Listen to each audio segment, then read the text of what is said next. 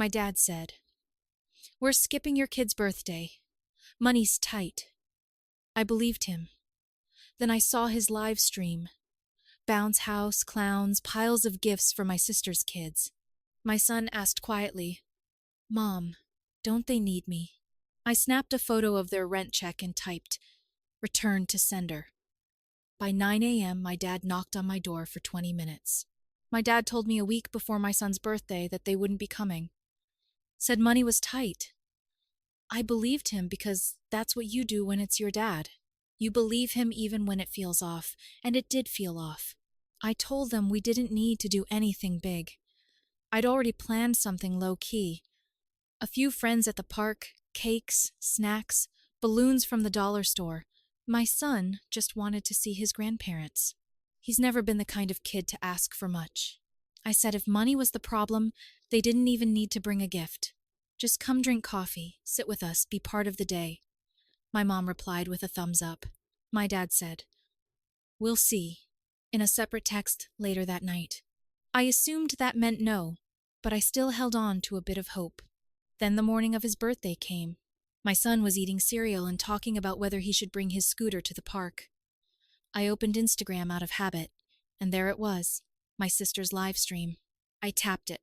First thing I saw was a giant bounce house, bright red and blue, bigger than anything I'd ever rented in my life.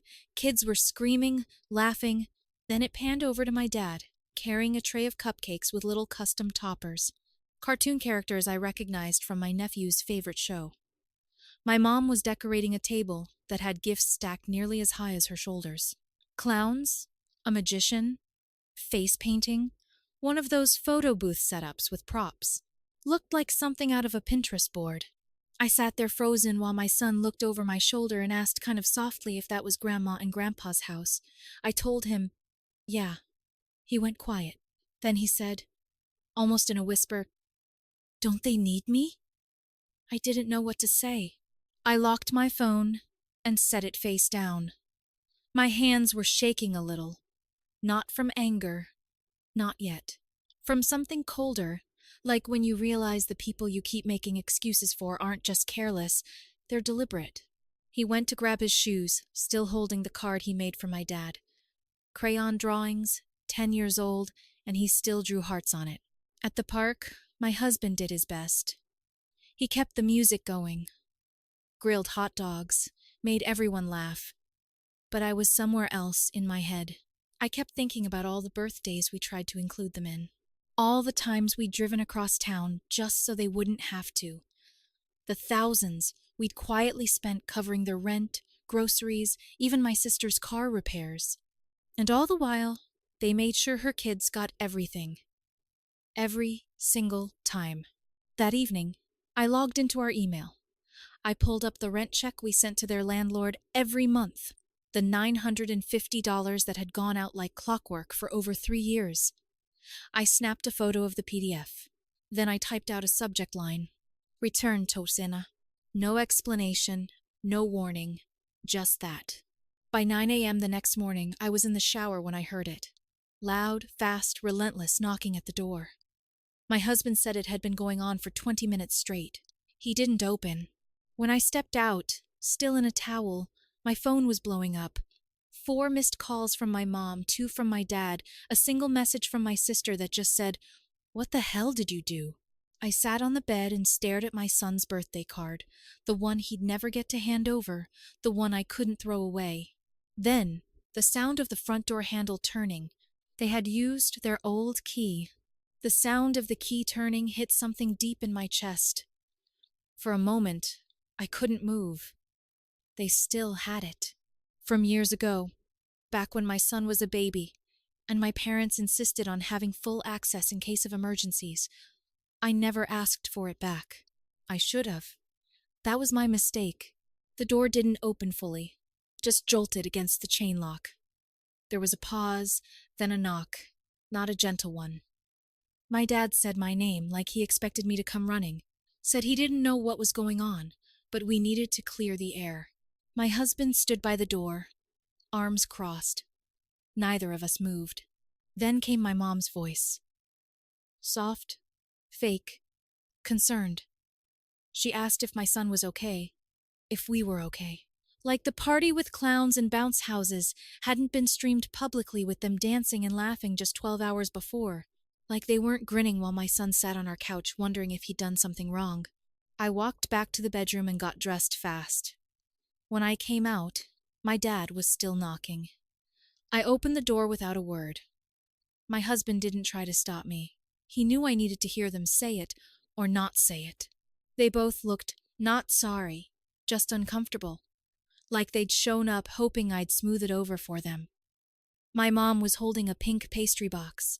I caught the words Party City on a plastic bag hanging from her arm. My dad looked down at the floor. I asked him straight up, "Why lie?" He said it wasn't a lie exactly, just poor timing. Said they thought we understood that money was tight and that they didn't mean to hurt anyone. He even tried to say the party wasn't really a party, just a little celebration for the boys starting school. I stared at him. Told him they threw a full carnival, that my son watched it live, that he cried when they didn't show up. My mom jumped in, saying it wasn't about favorites, that I was being too sensitive and that we could have come if we'd wanted to, as if we'd been invited. Then my dad said the thing that made my stomach turn. He brought up the will, said if I was really going to make a scene over this, maybe I needed to think about consequences. That it was a shame how some people forget who supported them growing up. That we all make sacrifices. I told them we'd made ours quietly for years. Paid their rent, paid for my sister's car repairs, groceries, emergency dental work, birthday gifts for her twins when they couldn't afford them. We never asked for anything. Not a thank you. Not a favor. They never offered. I told them to leave. My dad hesitated. Said we were family and family works things out. My husband walked up behind me and asked them again to leave, this time firmly. My mom mumbled something like, "This is ridiculous," and turned to go. Before they stepped off the porch, I told them one last thing. The rent was done permanently. They'd have to figure it out, just like we always did. They didn't respond. That day went by slow. My son didn't ask about them. He just played with his toys and asked if we could go to the arcade next weekend instead. I said yes. I told him next year we'd do something even better. He nodded. Said he didn't really like clowns anyway. Later that evening, after the dishes were done and my husband was putting laundry in the dryer, I checked my phone. 23 notifications. My sister had posted a screenshot of my email. The one with the rent check photo and the subject line, "Return to sender." Her caption was long and smug. Said I was bitter, that I was jealous her kids were happy and mine was raised in silence. Said I ruined a beautiful day with drama and tried to punish our parents for something petty. Then came the comments. Friends of hers, mutuals, a couple distant relatives. Wow, some people just need attention. Isn't she the one who never shows up to anything anyway? So sad when siblings become enemies. I wasn't surprised. Not really. What got me was the message from my aunt buried under the pile. Just one line. "You did the right thing, Wendy. It's about time." But it was too late. I was already the villain. By Monday morning, my phone was a war zone. Missed calls, voicemails, texts from numbers I hadn't saved in years. My cousin from Florida, who I hadn't spoken to since my wedding, messaged to say I was being childish. My mom's sister sent me a paragraph that started with, "This isn't how your mother raised you." My uncle's wife threw in something about how disrespecting elders was never the answer. I didn't reply to any of it. I just muted the group chats and turned my phone over. My husband offered to block them all, but I told him no. Let them talk. Let them get it out of their system. What they didn't know was that I wasn't angry anymore. I was done.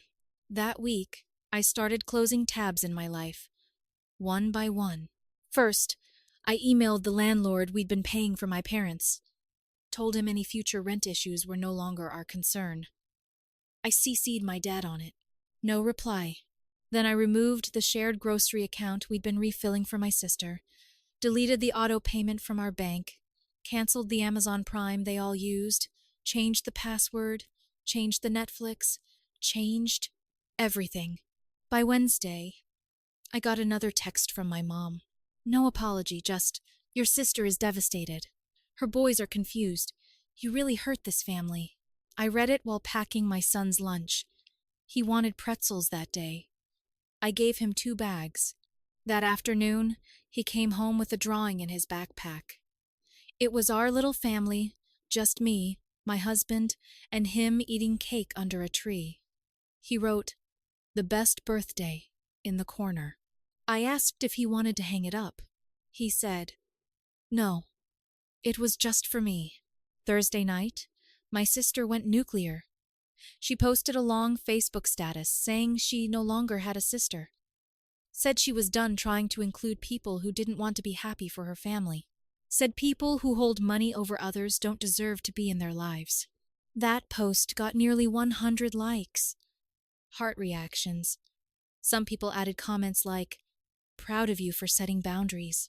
The irony wasn't lost on me, but it stung more than I expected, because for a few seconds I actually believed she meant it, that I really didn't have a sister anymore. I cried in the bathroom quietly. Just sat there on the closed toilet lid and let it happen, 10 minutes, maybe 15.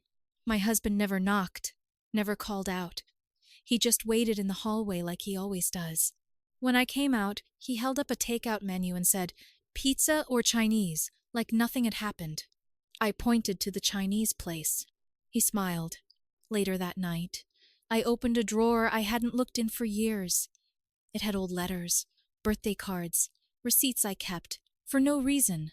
I found the envelope from when we gave my sister $5,000 for her moving costs. Back when she swore she'd pay us back within the year. That was 7 years ago. I opened another file. A spreadsheet my husband had kept of everything we'd covered over the years. It totaled over 15,000. Rent, bills, birthdays, last-minute emergencies. No repayments, no thank yous, just expectations. I stared at that number for a long time. Then I closed the laptop, and I said out loud to no one, "That's it." But I knew it wasn't. Because karma doesn't knock once. It circles. Friday morning felt hollow. The kind of quiet that settles when a storm is already on the way, but no one wants to admit it. My husband had left early for a meeting. My son was in the living room, half wrapped in a blanket, building a Lego police station with soft humming in the background. I was on my second cup of coffee when the email came in. Subject: Urgent notice, past due rent. I clicked, expecting spam. It wasn't. It was from my parents' landlord, directly to me. He said there were now 2 months of unpaid rent, that he'd waited because of our previous payment history, but needed to know if we were still supporting the lease. Otherwise, he'd have to move forward with a notice to vacate. I stared at the message for a while. Then I archived it. Not more than an hour later, the calls started again. First from my dad, then my mom. Then 2 more back-to-back from numbers I didn't recognize. I didn't answer. I didn't listen to the voicemails either. Not until the name Marcus popped up. My sister's boyfriend. He left a voicemail saying he just wanted to help mediate, like it was some kind of business dispute. Said it was all just a big misunderstanding and maybe I didn't realize how hard things had been lately for them. I remembered that Christmas when he messaged me asking for $600 to surprise the twins. Said he'd Venmo me back the next week. That was 3 years ago. I blocked him. Then came a call with no caller ID. I answered out of reflex. "Hello?" It was my mom. She didn't start angry. She went with guilt first. Said the boys had been crying. That my sister wasn't eating. That this had gone far enough. Then, when I said nothing, her voice changed. She said she was willing to transfer me $1,000 right then if I could just cover this month's rent. Said my dad was trying to sell a few things, and they'd have it all figured out soon. I asked her what things. She hesitated, then casually said, "Well, we already moved a lot into storage. A few heirlooms, some furniture, the china set. It's not a big deal, we just need time." That's when something clicked in my head. They were already preparing to leave. Not just move, to lose everything. And they hadn't said a word, not until the money stopped. Then came the line that gutted me. "You owe us, Wendy." for everything we gave you growing up. That was it. I hung up, didn't say goodbye, didn't yell, just ended it. When my husband got home, I told him everything. He didn't flinch. He listened, then quietly walked to the hall closet and pulled out a worn folder, the kind we used when we were newly married and trying to keep every receipt, every document, every plan in order. He flipped to the last page and showed me a number circled in red. Our current savings, he said. It's enough. Screw this. Let's buy a house. New district, new neighbors, new everything. Let them burn their bridges. We're not standing on the other side anymore. I didn't even answer. I just nodded. That was the first moment I felt air return to my lungs in weeks. That night, while my husband searched Zillow listings and my son drew spaceships on the back of a takeout menu, my phone buzzed again. It was from my sister. No long rant, no hashtags, no blame this time. Just 2 photos.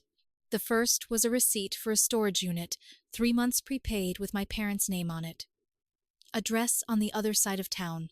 The second was a photo of a crumpled handwritten letter, the kind of yellow paper my dad used to keep in a drawer for jotting down important notes. It was addressed to me in his handwriting. The photo cut off most of the bottom, but I could make out the first few lines. Wendy, if this is goodbye, then there's something you never knew. Your sister's first birthday. We couldn't afford gifts for both of you. We chose her, and we kept choosing.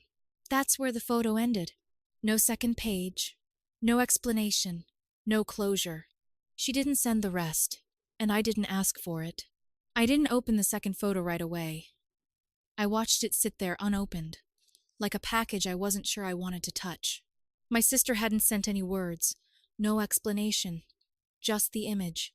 And part of me wondered if she even read it before she hit send, or if she sent it just to twist the knife a little deeper. Eventually, curiosity won. I tapped it. The lighting was terrible, but the writing was clear enough. Same yellow paper, same pen, same slanted, slightly uneven letters I'd seen on birthday cards growing up. My dad never used punctuation the way he was supposed to. He wrote how he talked, fast, incomplete, and usually without the things that mattered most. But not this time. It said, "We chose her. We kept choosing her, not because she needed it more, but because you didn't ask for anything. We didn't think you'd notice. You were quiet. You were easy. You never complained. It made it easier to keep giving to the one who made noise. That doesn't mean we were right. It just means we were lazy and selfish." I stopped reading and set the phone down for a second. It felt like the wind had been knocked out of me. I'd spent years believing they didn't know. That maybe they were just unaware.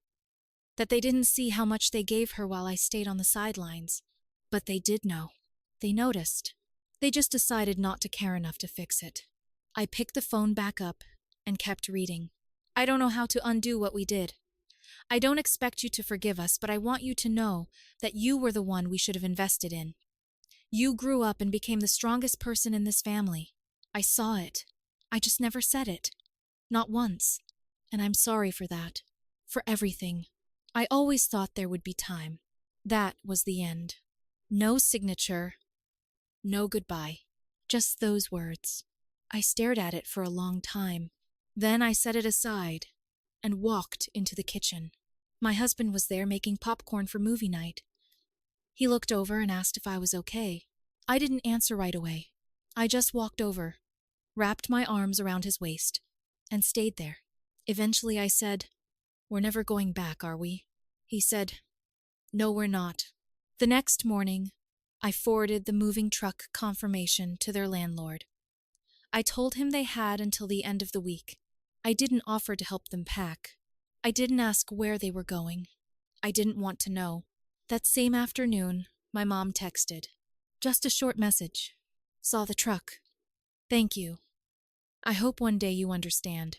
I read it twice, then deleted it. There was nothing left to understand. They understood what they were doing when they did it. Every skipped birthday, every missed call, every Christmas where my son got a sweater and my sister's twins unwrapped entire Lego cities. It was never about forgetting. It was about choosing. And I was done being the one who didn't make noise. By Wednesday, they were gone. Moved out. No forwarding address. My sister posted a vague story about starting over and clean slates. I didn't watch the whole thing. Instead, I watched my son in the backyard of the house we were about to buy. It had a lemon tree, a little patch of dirt he could turn into a garden, and a creaky swing set that he'd already claimed as his. He came running up to me and said, "Can we plant carrots?"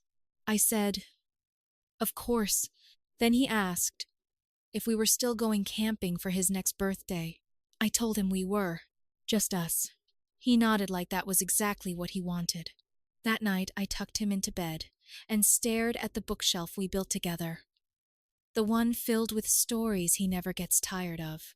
Stories where the underdog wins, where the forgotten ones rise, where the quiet kids become the heroes. For the first time, I realized that's who I'd become. Not the angry daughter, not the bitter sister, but the woman who chose peace and meant it. The week after they moved out, it was like the air changed. Not just in our apartment, but in my body. I felt lighter. My chest didn't tighten when my phone buzzed. I didn't wake up dreading some emotional ambush from a blocked number or a guilt-drenched voicemail. Silence used to scare me. Now, it felt like freedom. We put in an offer on the house with the lemon tree. It was accepted that Friday. When we told our son, he hugged me and said, "Can we bring the Legos?" I told him we'd bring everything, that nothing was being left behind, and I meant it. I thought that would be the end of the story. But karma is funny. It waits. It doesn't always come fast. It doesn't always look like you think it will. But when it arrives, it makes sure you recognize it. 2 weeks after the move, I got a message on Facebook from someone I didn't know. A woman named Trish. She said she was the manager of a daycare center in a different state. Said she was trying to reach someone in the family because my sister had listed me as her emergency contact. I stared at the message for a long time before answering. Turns out my sister had moved 3 states away. Marcus, her boyfriend, had left a week after the move. She was now working part-time at a grocery store and had enrolled the boys at a daycare she couldn't afford. When her payment bounced, they tried calling her, but she never answered. When they went through her emergency contacts, mine was the only number that hadn't been disconnected. I told Trish politely that I was no longer in contact with my sister, that I couldn't be of help. She understood. But 2 days later, the boys showed up at our front door. No warning, no call, just a knock in the early evening. My husband opened it thinking it was a neighbor. Instead, he found my parents and my sister and her kids. They looked exhausted. My sister's face was streaked with mascara. My mom clutched a bag that looked like it had been packed in a rush. My dad didn't say anything. I didn't let them in. My sister said she didn't know where else to go, that she'd made a mistake, that she was sorry. But I didn't hear the words I needed. I didn't hear I was wrong. I didn't hear you didn't deserve this. She just said, "You don't understand what it's like." I told her she was right. I didn't, because I'd never been given the chance to fall apart. I was always the one expected to hold it all together. My mom tried to push past the door. My husband stepped in, told them to leave. My dad didn't say a word the entire time, just stood behind them looking at the floor. He couldn't even meet my eyes. My sister begged, said they were out of options, that the boys didn't do anything wrong, that they missed me, that they loved their cousin. I didn't cry. I didn't scream. I just said I forgave the debt, but not the damage. Then I shut the door. They didn't knock again. They left. I don't know where they went. I haven't heard from them since. And here's the part no one prepares you for.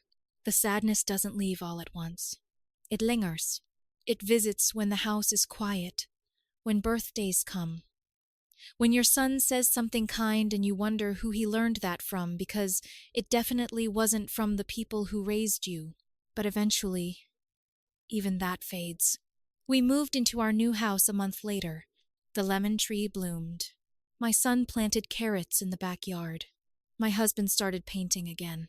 I found myself writing late at night, Not stories about pain, but about peace. About people who choose themselves and don't apologize for it. Sometimes I think about them. About my parents, my sister. I wonder if they still blame me. If they even remember what they did. But it doesn't matter anymore. Because I learned the hardest truth of all. Some people won't love you the way you need. Even if they raised you. Even if they say they do. And you have to let them go anyway. So I did. It's been almost a year since I shut that door. People assume when you cut off family there's some big dramatic scene. Shouting, final words, slamming doors. But the truth is, the real ending is quiet. It's in the small things that don't happen anymore. No more waiting for texts that never come. No more bending over backwards to keep a fake peace. No more pretending. We've been in the new house 8 months now. It still smells like fresh paint. My son has his own room decorated exactly the way he wanted. Glow-in-the-dark stars on the ceiling, a bookshelf full of space stuff, and a poster of a robot riding a dinosaur. He's never asked about them. Not once. I don't know if that's because he forgot, or because he remembers everything too well. The carrots sprouted in June. We made a whole event out of pulling them. He washed them in the sink like they were gold nuggets. He said, "It's weird that you can grow something from nothing."